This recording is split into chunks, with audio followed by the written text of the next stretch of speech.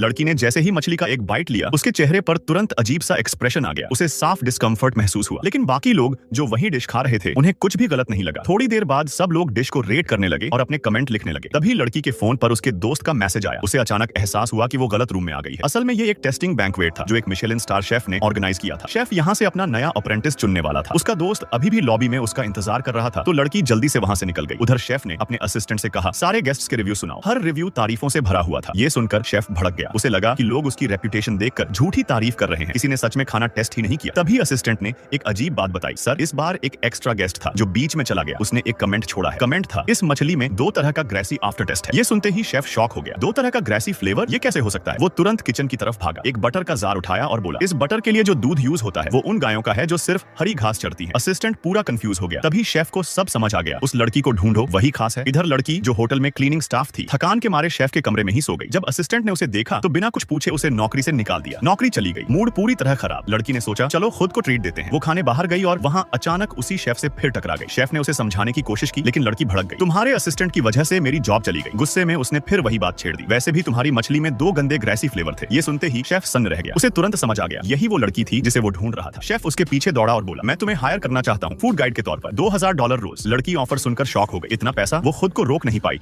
और तुरंत हाँ बोल दी। उसे जरा भी अंदाजा नहीं था कि ये सब असल में एक टेस्ट था।